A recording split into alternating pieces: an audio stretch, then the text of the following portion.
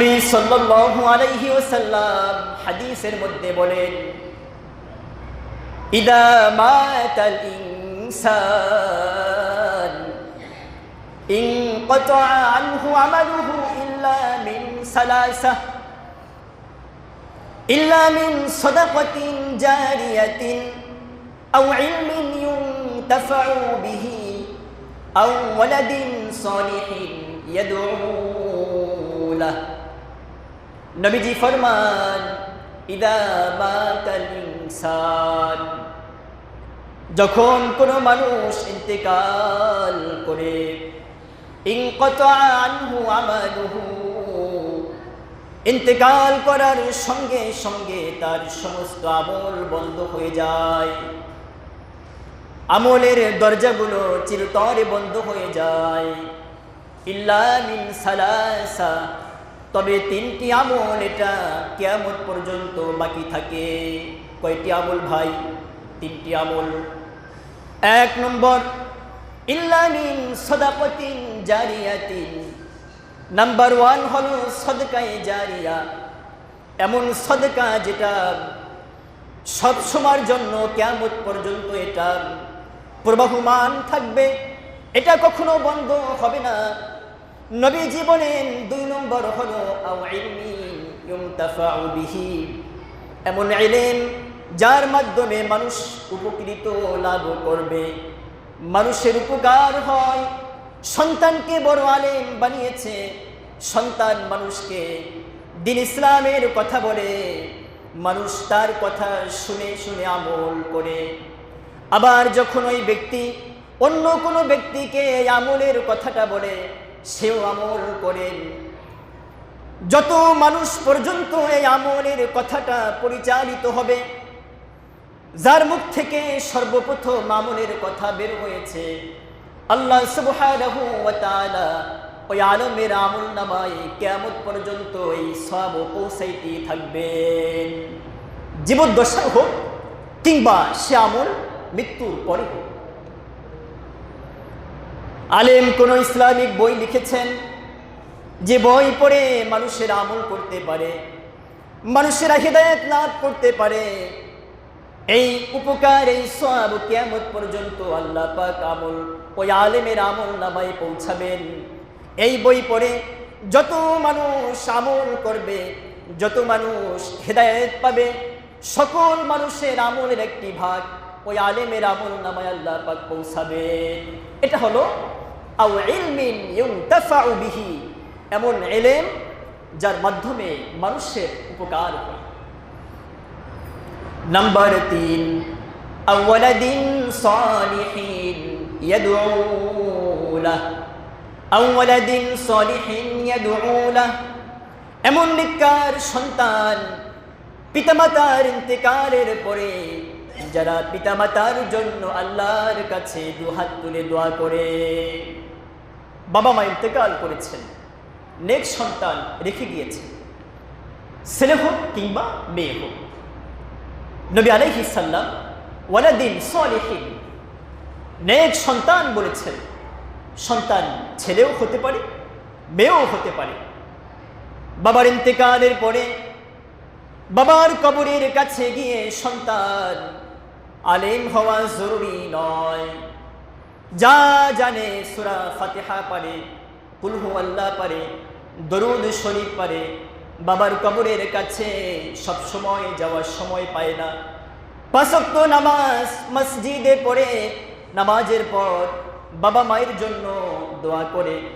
শুক্রবার জুমার দিন অন্যান্য দিন থেকে বৃহত্তম ফজিলতপূর্ণ দিন, শুক্রবার জুমার নামাজের পর বাবার কবরের পাশে গিয়ে, মায়ের কবরের পাশে গিয়ে সন্তান দোয়া করে। বাবা মা ইন্তেকাল করেছে, সন্তান দোয়া করেছে, ওই সন্তান তার পরবর্তী সন্তানদেরকে, অর্থাৎ মাইয়েতের নাতি পোতা যারা আছেন তাদেরকে শিক্ষা দিয়েছে, আমার বাবা অর্থাৎ তোমার দাদা ইন্তেকাল করেছে, আমি যতদিন বেঁচে থাকব দোয়া করব, আমার ইন্তেকালের পরে তোমার দাদা দাদির জন্য তুমিও দোয়া করবা। কোরআন শরীফ পড়ে দাদা দাদির রূহের মাগফিরাত কামনা করবা। তোমার ইন্তেকালের পরেও তোমার যারা সন্তানাদি হবে তাদেরকেও তুমি এই ওসিয়াত করে যাবা। কিয়ামত পর্যন্ত এভাবে যত তার সন্তানাদি ওই আওলাদের বংশ থেকে হবে, আল্লাহ পাক কিয়ামত পর্যন্ত তাদের সকলের দোয়ার একটি সওয়াব ওই মাইয়েতের আমল নামায় পৌঁছে দিবেন। এজন্য বলেছেন আওয়ালাদিন সলিহিন ইয়াদউনা, এমন নেক সন্তান যারা তার পিতামাতার জন্য দোয়া করে। এই তিনটি আমল, এই তিনটি প্রেক্ষাপট ব্যক্তির ইন্তেকালের পরেও জারি থাকবে। নবীজি মাইয়েতের অন্যতম হকের কথা বলেছেন, মাইয়েত যখন ইন্তেকাল করবে তখন কাল বিলম্ব না করে তাড়াতাড়ি করে তার জানাজা এবং কাফন দাফনের ব্যবস্থা করা। নবীজি হাদিসের মধ্যে বলেন, তিনটি জিনিসের মধ্যে কখনো তোমরা বিলম্ব করবা না। এক নম্বর হলো যখন নামাজের সময় হয়ে যায়, মসজিদের মুয়াজ্জিন হাইয়া আলাস সালাহ বলে সকলকে ডেকেছেন, দুনিয়ার সমস্ত কাজকর্ম বাদ দিয়ে তাড়াতাড়ি করে মসজিদের দিকে যাও। নবীজি ফরমান, এক নম্বর হলো যখন নামাজের সময় হয়ে যাবে কাল বিলম্ব না করে নামাজকে বাসি বাড়িয়ে নামাজকে বিলম্ব করে তোমরা পড়বা না। আওয়ালত সময় মতন তোমরা নামাজ পড়বা। সর্বপ্রথম আমল, নামাজ পড়ি আমরা, আজান দিয়েছে মুয়াজ্জিন সাহেব 5টার সময় মাগরিবের আগ দিয়ে তাড়াতাড়ি করে ওযু করে হুড়ুধুরু করে, হুজুর নামাজের ওয়াক্ত কি আছে নাকি? মাকরু ওয়াক্ত তখন। ওদিনের আসরের নামাজ যদি কেউ পড়তে না পারে, শুধুমাত্র ওই টাইমের ভিতরে আসরের নামাজটা পড়তে পারবে। এটা বাসি বাড়িয়ে ভাতটাকে কেমন যেন পচাইয়া সে খাইল, তাড়াতাড়ি করে আসে অমনি 4 রাকাত নামাজ পড়ে নিল। নামাজের ওয়াক্ত আরো 1 ঘন্টা 1.5 ঘন্টা আগে শুরু হয়েছে। আমাদের অধিকাংশ ব্যস্ত লোকদের আমল এমন হয়ে থাকে। আর যে পার্টি নামাজ পড়ে না ওদের কথা তো আর কি বলবো। নবীজি 2 নম্বর বলেন, যখন জানাজার নামাজের সময় হয়ে যাবে তখন তাড়াতাড়ি করে কাল বিলম্ব না করে তোমরা জানাজার নামাজ আদায় করে নিবা। 2 দিন 3 দিন আগে মাইয়েত ইন্তেকাল করেছে, সন্তানরা পপুলার, আমার বাবা একজন রাজনীতিবিদ, আমার বাবা একজন সমাজ কল্যাণমূলক ফাউন্ডেশনের বড় চেয়ারম্যান, আমার বাবা একজন নেতা, এটাকে সারা শ্রীনগরে সমগ্র বিক্রমপুর মাইকিং করতে হবে, আমার বাবা মারা গেছে, এরপরে নামাজ পড়তে হবে।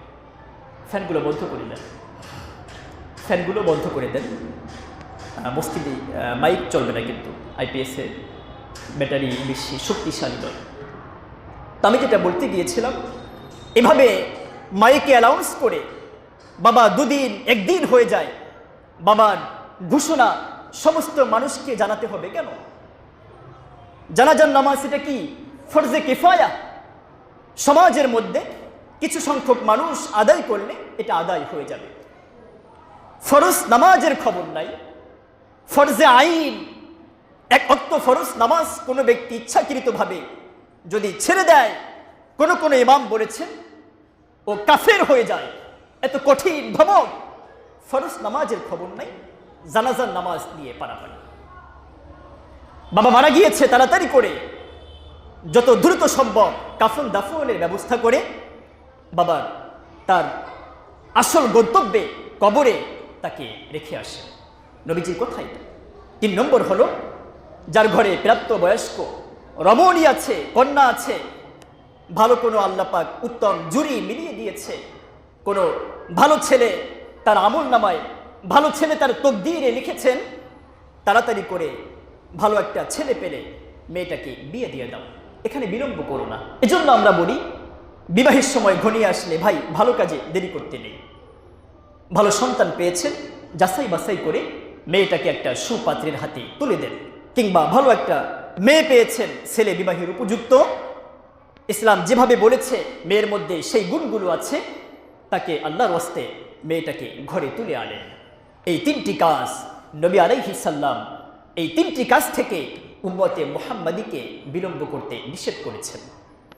প্রিয় মুহতারাম হাজিরিন, এই সংক্ষিপ্ত সময়ের ভিতরে যতটুকু কোরআন হাদিস থেকে আপনাদের সম্মুখে আমি বললাম, আল্লাহ সুবহানাহু ওয়া তাআলা আমাকে এবং আপনাদের সকলকে আমল করার তৌফিক দান করেন। ওমা তৌফিক ইল্লা বিল্লাহ ওয়া আখির দাওয়ানা আলহামদুলিল্লাহ।